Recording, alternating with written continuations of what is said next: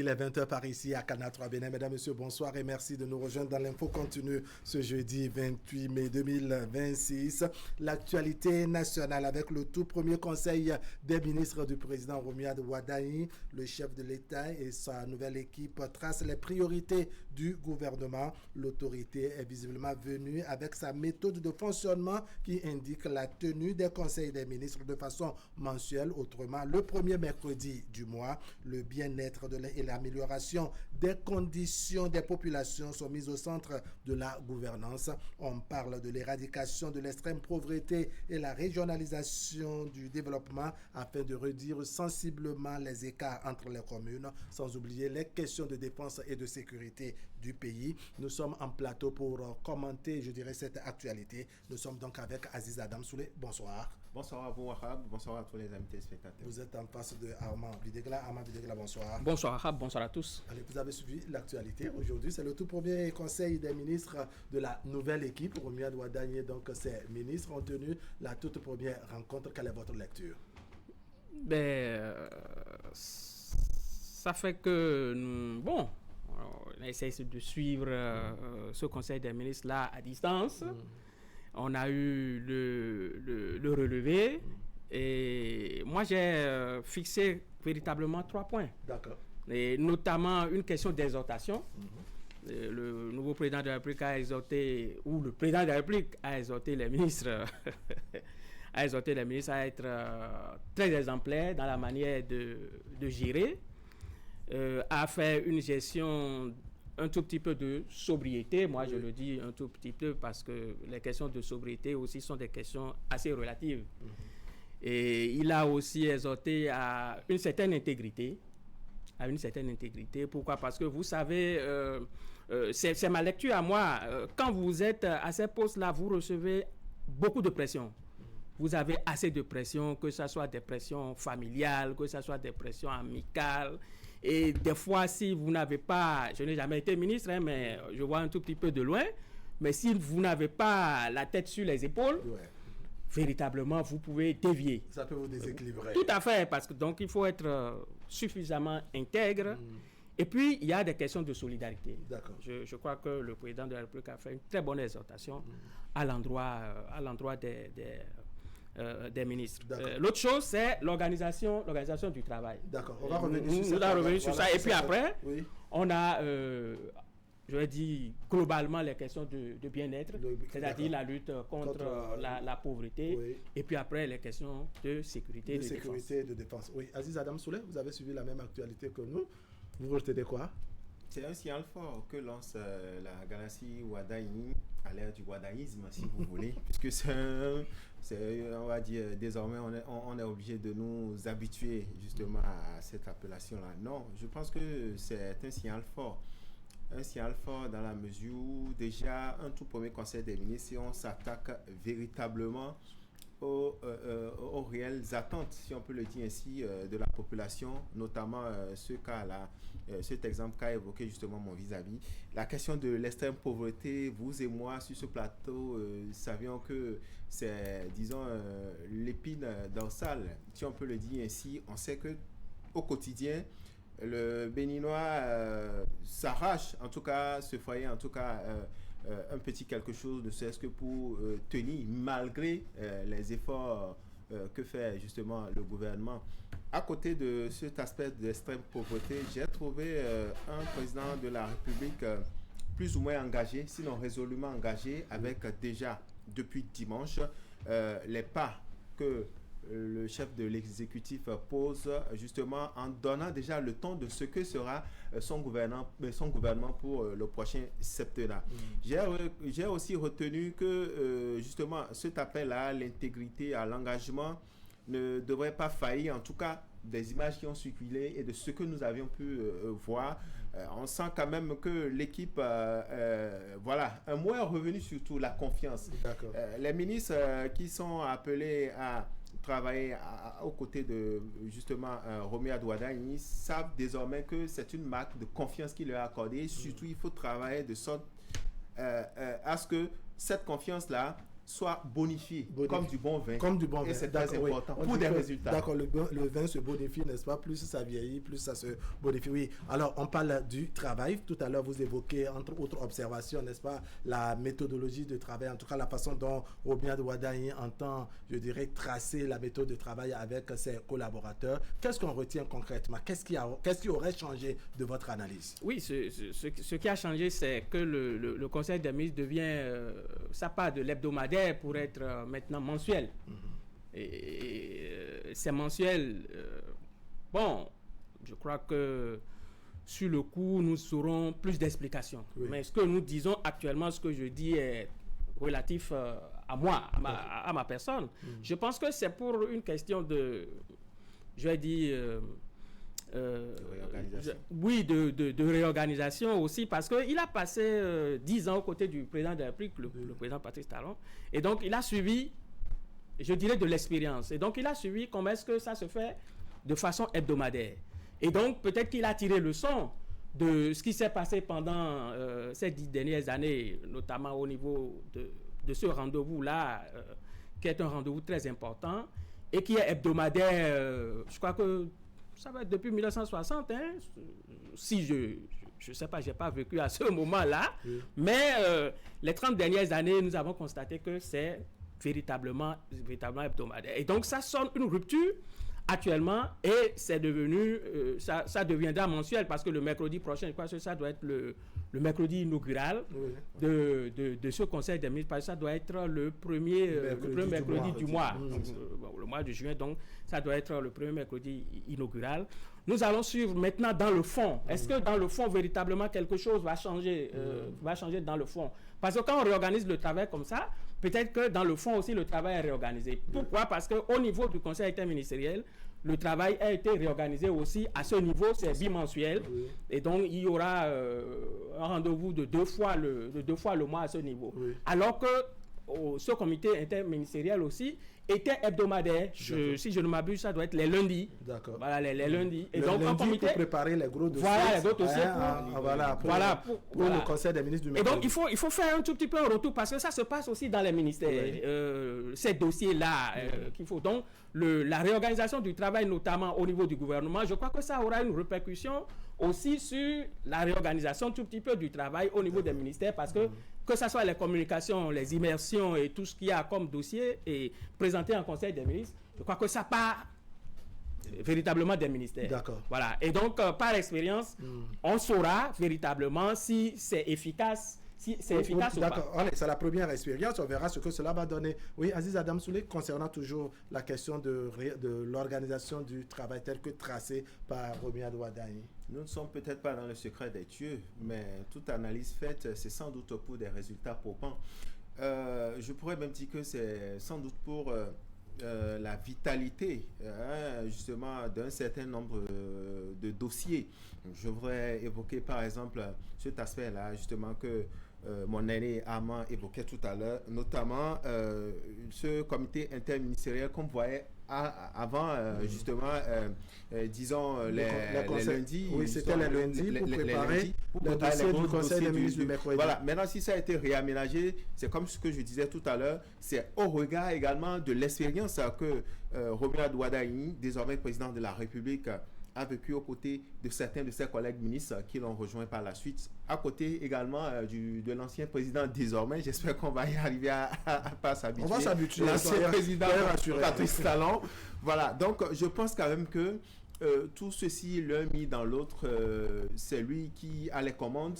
Il a désormais la feuille de route tracée, quitte à ce que dans les tout prochains jours, on puisse véritablement, parce que pour moi, ce qui est important, c'est l'impact en réalité de ce changement-là. Est-ce que au niveau de peut-être ce qu'on pourrait qualifier de lourdeur administrative, est-ce que ce n'est peut-être pas pour un réaménagement afin que les choses, les réels dossiers soient attaqués au plus vite? Est-ce que c'est autant en tout cas d'aspects qui sans doute n'ont pas manqué à la conclusion justement de cette décision-là. Et je veux espérer justement que ce réaménagement-là puisse avoir son impact. L'impact également sur le volet que nous avions évoqué tout à l'heure dans notre première prise de parole, notamment la question justement de l'extrême pauvreté sur laquelle les populations attendent. Voilà, allez, ces belles images, hein, n'est-ce pas, les nouveaux membres du gouvernement qu'on voit, je dirais, dans la cour de la présidence de la République. Ils sont, comme on dit, les nouveaux élèves.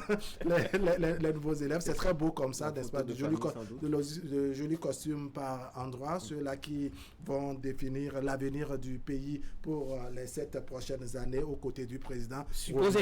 Oui, supposé. Pour dire que les remaniements peuvent venir à tout moment. Je suis tout à fait d'accord. Ils font partie en tout cas de ceux-là qui vont accompagner le président Romuald Wadagni avec les priorités tracées, priorités sur lesquelles je voudrais revenir tout à l'heure. On évoquait le volet essentiel pratiquement parce que quand on a écouté Romuald Wadagni pendant la campagne, c'est le point qui est revenu également dans son projet de société. Ce même point est revenu. Je fais allusion donc à la question de la lutte contre l'extrême pauvreté. On l'a martelé également au cours de ce conseil des ministres à Mavidegla. Oui, je crois que c'est très important. Mais avant de venir à votre question, je vais rapidement faire une petite remarque. Vous savez, le président Talon a réinstallé un certain nombre de logiciels. Et je le dis d'une manière très caricaturale, de ce que nous sommes devenus, de ce que notre vision des choses a un tout petit peu changé et de ce que nous pouvons faire quand même les choses autrement. Quand vous voyez cette manière de faire, cette réorganisation du travail, vous vous dites, mais Romuald Wadagni aussi tente de désinstaller un certain nombre de logiciels chez nous et de réinstaller. Cette réinstallation, c'est on fait un rendez-vous tous les mois. Voilà, tous les mois. C'est désormais tous les mois. Voilà, tous les mois. Avec possibilité des conseils extraordinaires. Peut-être qu'on aura des conseils extraordinaires plus que les conseils ordinaires. Oui. Peut-être, on ne sait jamais. Oui, ça dépend des urgences ou des occasions. Voilà, et il y a aussi une petite activité au niveau du gouvernement, les séminaires gouvernementaux. Oui. Bon. J'ai peut-être compris qu'ils n'ont pas voulu insérer ça comme une activité. Je ne sais pas, mais il y a aussi cette activité-là qui intervient des fois, ils appellent ça des séminaires gouvernementaux, ça dure le temps que ça dure. Et donc pour revenir à ma question, la question de la lutte contre l'extrême pauvreté. Très important parce que vous savez que les ministres se voient, ils ne se voient pas, et que le président se voit ou il ne se voit pas, c'est pas qu'on s'en fout pratiquement, mais c'est pas véritablement notre problème. Notre problème, c'est que le président travaille, c'est que le gouvernement travaille. C'est qu'on ait des résultats qui impactent les populations. Les populations. Donc, nous sommes aussi parmi les populations. Donc, pour que ça nous impacte positivement. Et donc, c'est cela qui est là. Et il ne faut pas seulement parler, il ne faut pas seulement dire lutte contre la pauvreté, et lutte contre l'extrême pauvreté, parce que c'est notre pire ennemi actuellement. Parce que ça amène tout ce que nous avons, même les questions de sécurité, c'est à cause de cette affaire-là de l'extrême pauvreté. Et donc, lors de la campagne électorale, il nous en avait parlé, il a dit que nous devons ressentir la croissance dans le panier de la ménagère, donc nous allons ressentir ça dans nos ménages, nous allons ressentir ça dans nos maisons. Et donc, pour une première séance inaugurale de ce Conseil des ministres, je crois que c'est très important que le chef de l'État revienne là-dessus pour montrer que notre pire ennemi est là, c'est l'extrême pauvreté que nous devons combattre et tout ce que nous devons faire doit aller dans ce sens-là et que l'impact doit être ressenti au niveau des populations. Et donc je crois que c'est quand même comme l'a dit, je vais emprunter je vais dire l'expression de mon vis-à-vis qui parle d'un signal fort. Je crois que le signal fort au niveau du gouvernement, mais le signal fort aussi à nous-mêmes. Parce que vous savez, le président ne peut pas partir de maison en maison pour nous partager de l'argent. Aucun ministre ne peut partir de maison en maison pour nous partager de l'argent. Ils ne pourront d'ailleurs. Mais ils doivent créer des conditions de production de moyens. Et nous-mêmes, nous devons être prêts accompagner l'action et à travailler. D'accord. Aziz, on peut dire que le président comprend un peu le véritable problème de ses concitoyens en mettant au centre de sa gouvernance la question de lutte contre l'extrême pauvreté. Armand Videgla rappelait combien c'est l'ennemi de beaucoup de personnes, en tout cas dans le pays. Écoutez, pendant la campagne électorale, on l'a vu parcourir monts et vallées. On a pu voir cette belle image-là aux côtés d'une dame, justement, portant son enfant au dos, où il a pu écouter, en tout cas, de fond en comble, il était plus proche, en tout cas, d'une certaine couche de la population. Donc, c'est dit que, revenu à Cotonou, ayant fait le point, la confiance également de ces 12 millions de Béninois désormais étant acquise, c'est que désormais on en fait une priorité. Et c'est là qu'il faut pouvoir saluer en tout cas la promptitude. Moi, je suis tenté même de dire, en tout cas depuis dimanche, je dois l'avouer, je suis séduit par les premiers jalons qui sont posés ça et là. D'accord. Je vais espérer qu'à l'usure ou à l'épreuve, sinon à l'exercice du pouvoir, on ne serait peut-être pas essoufflé. Je n'en doute point d'ailleurs. Je sais que le président de la République a encore cette fougue-là, cette volonté-là de faire bouger les lignes véritablement. Quand j'ai fini de dire ça, je pense que non, c'est que le chef de l'État et son équipe sont tous conscients de ce que, au-delà de ce que le prédécesseur a fait, dont il est aussi comptable de la mandature talent, il sait désormais les différents dossiers qu'il faut attaquer. Au nombre de ces dossiers, justement, la question que vous avez évoquée tout à l'heure. Moi, je pense que, comme le disait tout à l'heure Armand Videgla, c'est comment on fait désormais pour que cela puisse se faire ressentir véritablement. Il faudra que la bonne dame qui est quelque part dans une contrée de notre pays ait cette facilité-là en allant par exemple s'acheter, je ne sais pas moi, du haricot ou des produits de première nécessité, des denrées auxquelles nous sommes habitués au quotidien. Il faut que cela, disons, soit pour autant facile. Non pas que le gouvernement va faire de la magie, non. Mais il faut que, comme vous le disiez tout à l'heure, et je m'accorde aussi avec vous en le disant, il faut qu'on puisse créer les conditions de facilitation. D'accord. Aujourd'hui, ce n'est pas un phénomène qui est une situation qui est unique au Bénin. Le prix, par exemple, de l'essence, le prix de certaines denrées, comme je le disais tout à l'heure, pour ne pas me répéter. Et également, il faut aussi cette facilitation. Le chef de l'État l'a annoncé. On attend véritablement aussi le ministère de la Santé sur cet aspect où désormais, tel que ça nous a été annoncé, en tout cas, on attend de voir le gouvernement à l'œuvre pour la concrétisation aussi de cet aspect-là. On verra les modalités de mise en œuvre de ce qui a été une promesse électorale en son temps. Oui, pour les populations, tout est priorité. Tout est priorité. Le président de la République, à travers ce tout premier conseil des ministres, vous pensez qu'il met le curseur sur un des éléments prioritaires par rapport aux autres, notamment la question de lutte contre l'extrême pauvreté, parce qu'il y a bien d'autres chantiers sur lesquels on attend le président. Il a d'ailleurs fait les promesses à cet effet. Ben, cette fois-ci, on ouvre ce conseil des ministres par quelques points saillants, parmi lesquels la question de la lutte contre l'extrême pauvreté, la pauvreté à proprement parler. Oui, la lutte contre l'extrême pauvreté est insérée dans cette priorité-là, qui est la priorité numéro 1 qu'il a eue dans son programme, qui est le bien-être social. Et dans le bien-être, nous avons tout. Nous avons la santé, tout ce qui fait que l'homme peut paraître quand même à un certain niveau, vous voyez, y compris les questions de sécurité. Parce que quand vous n'avez pas la paix, quand vous n'avez pas la sécurité, votre bien-être, vous voyez, nous suivons l'actualité, nous voyons ce qui se passe dans la sous-région et même au-delà de nos frontières. Et donc, quand vous n'avez pas la sécurité, et donc, tout ça, c'est une priorité, cette affaire-là de l'extrême pauvreté. Et donc, ça se constate quand résolument vous rentrez au cœur même de nos populations, ça se constate. On va penser résolument que c'est aussi au fin fond du pays. Et donc, pour cela, le programme est là pour nous dire, au niveau de son programme, de son projet de société, pour nous dire qu'il y aura la régionalisation du développement. Et donc, il a encore signifié aujourd'hui, donc il y aura l'impact au niveau mais il nous avait quand même aussi promis que ça va se passer aussi en conseil des ministres. Je crois qu'il avait dit une fois par mois, ou je sais pas, peut-être que je fais une petite confusion, mais il m'a semblé que j'ai eu cette information-là lors de la présentation son projet de Oui, Et donc, vous voulez évoquer ce détail lié au fait que de façon hebdomadaire, même, non, pas hebdomadaire, je crois qu'il a dit mensuel. Oui, de façon mensuelle, voilà. On fera le point des réalités de chaque commune. Non, de chaque région. De chaque région, de chaque pôle de développement. Oui, de chaque pôle. Donc, nous aurons 6 pôles. Et donc, c'est quand même très important pour que les pôles se développent. Parce qu'à chaque pôle, il y a toujours des potentialités à offrir. Mais nous devons comprendre, parce que tout ça là aussi, c'est des mots. Oui, tout ça aussi, c'est des mots. Le gouvernement n'a pas de baguette magique. Et le gouvernement doit pouvoir le dire.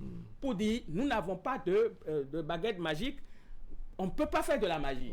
Nous ne pouvons que faire avec ce que nous avons. En réalité, qui sommes-nous en réalité? C'est vrai, nous avons une économie structurée. Bon, est-ce que véritablement, cette économie nous permet véritablement de respirer ou nous allons encore faire un travail au niveau de cette économie-là pour respirer?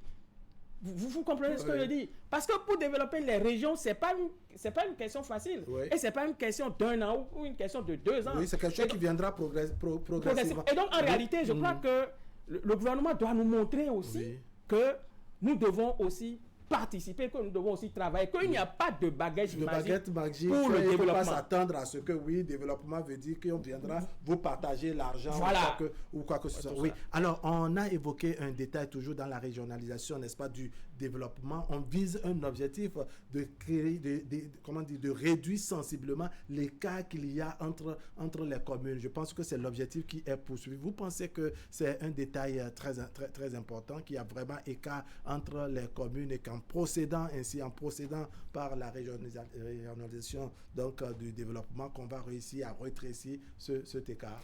Absolument, je suis tout à fait d'accord avec la vision dans la mesure où les communes écartées l'une de l'autre, le résultat ne pourrait être atteint.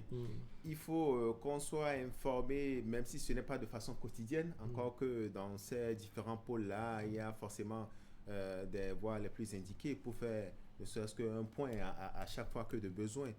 Je pense que c'est une belle initiative dans la mesure où, au-delà même de l'aspect que vous évoquez, prenons un exemple actuellement qui fait l'actualité. Vous prenez par exemple une commune de la Takora où, bon, je ne vais peut-être pas préciser, mais disons en globalisant une commune du Septentrion, disons-le comme ça, où on sait que la question relative justement, et ça aussi ça entre en ligne de compte dans le bien-être social, la question de la sécurité aujourd'hui dans le Septentrion, dans certaines zones que je ne veux pas citer justement, se pose avec acuité.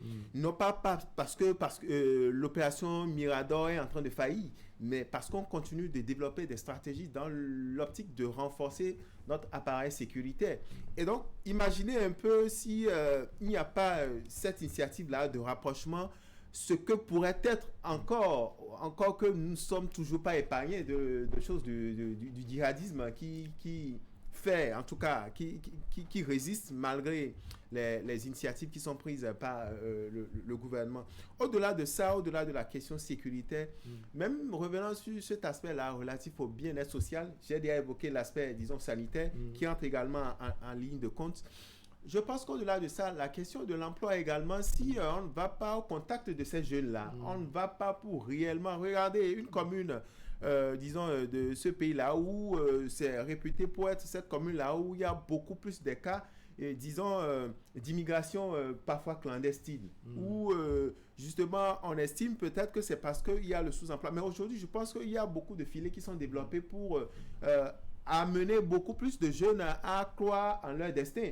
Et donc, je pense que globalement, ceci, l'un mis dans l'autre, c'est comment on fait désormais pour rassurer. Je voudrais insister sur ce... Parce que tant qu'il n'y a pas cette assurance-là, souffrez que, bon, il y a, disons, des poches de résistance. Oui, poches de résistance, d'accord, mais on se dit, dans notre vivre ensemble, la cohabitation et autres, c'est des éléments indispensables. Est-ce que vous pensez effectivement que si on réussissait à régler ce fossé, en tout cas à combler ce vide-là qu'il y a entre les communes, les écarts qu'il y a, on estime que certaines communes sont développées par rapport aux autres, est-ce que cette opération de régionalisation du développement, n'est-ce pas, qui permettra, en tout cas si les objectifs sont atteints, de rétrécir ce fossé, facilitera également la cohabitation entre les populations, les querelles internes liées à la jalousie. On estime que la commune de Armand-Vidègue est plus développée que la commune.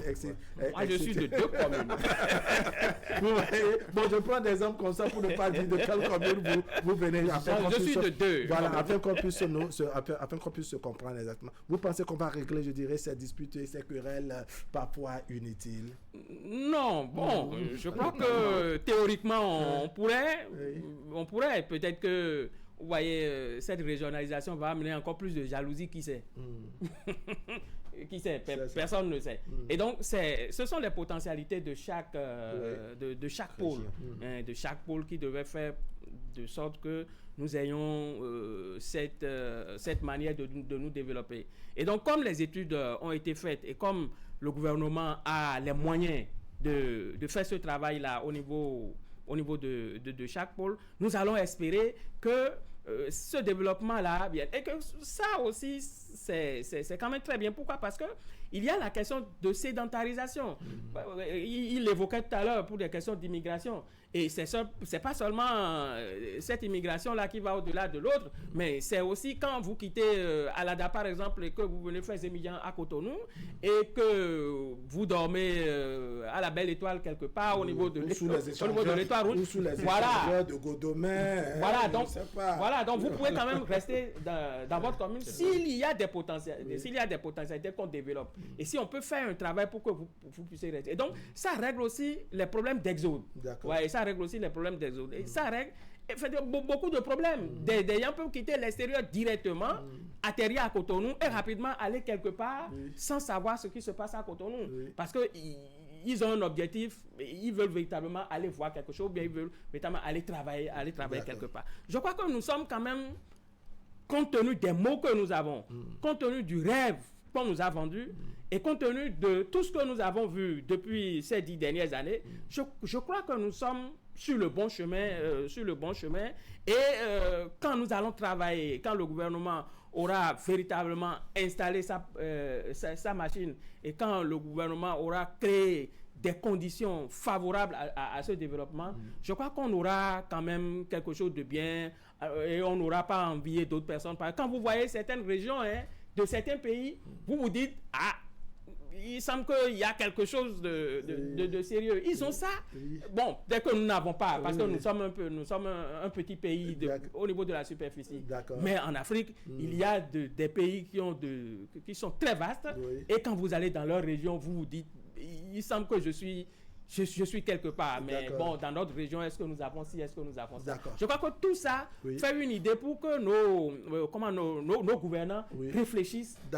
Allez, on va se donner l'occasion de revenir sur la question de la sécurité et de la défense, telle que soulignée et relevée par le Conseil des ministres, un détail non négligeable de la gouvernance Talon de la gouvernance Ouadani. Ah oui, vous allez y aller. On va tous s'habituer. C'est ça. On va tous s'habituer, n'est-ce pas, pour les 7 prochaines années. Mais je voudrais vous écouter sur ce volet-là. On a noté, en tout cas quand on parcourt un peu le relevé du Conseil des ministres, cette exhortation du président de la République à l'endroit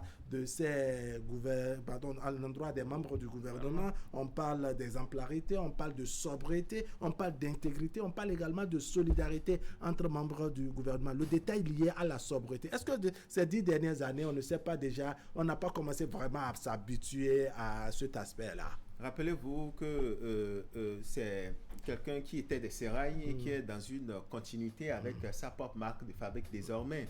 Et donc, l'expérience de la sobriété, justement, a permis à la galaxie, on va le dire comme ça, désormais Ouaddaï, de comprendre que c'est un pan qu'il faut pouvoir, ou dont on peut s'en inspirer pour, disons, des résultats. Oui, sobriété, je suis d'accord. Regardez les bâtiments gigantesques sinon gigantesquissime, Wow. si on pourrait le dire ainsi, Donc, qui, dans le Cladesque. comment on appelle, voilà.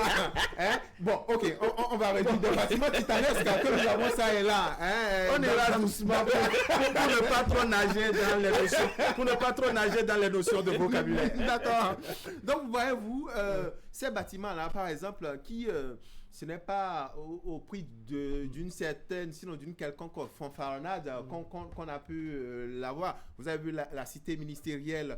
On a beaucoup de réalisations qui sont à l'actif, en tout cas, du président Patrice Talon et son équipe également. Donc, parlant de sobriété, je pense véritablement que c'est parce qu'on a fait l'expérience justement de cette sobriété, c'est dans cette dynamique-là qu'on veut continuer. Et un aspect aussi qui ne manque pas de pertinence que j'ai relevé, il a dit au cours justement de cette rencontre-là que ceux-là qui sont là, à cette table-là, ce n'est pas forcément des récompenses politiques. Oui, et ce n'est pas forcément un privilège. Ce n'est pas aussi un oui. privilège. Donc, ça entre en ligne de compte de ce qu'ils sont là pour un objectif et pour un résultat sans quoi. Bon, voilà, je vais finir avec la question de la sobriété. Oui, bon, la question de la sobriété est une question relative.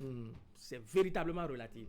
C'est vrai que déjà le président Talon a décrété une sorte de sobriété au sein du gouvernement, même au sein des déplacements et tout ça, au sein de l'utilisation des moyens de l'État et tout ça. Les choses ont véritablement changé et les tests aussi ont changé les choses à cette époque. Et donc, nous allons espérer que cette sobriété qui est véritablement relative soit la chose la mieux partagée.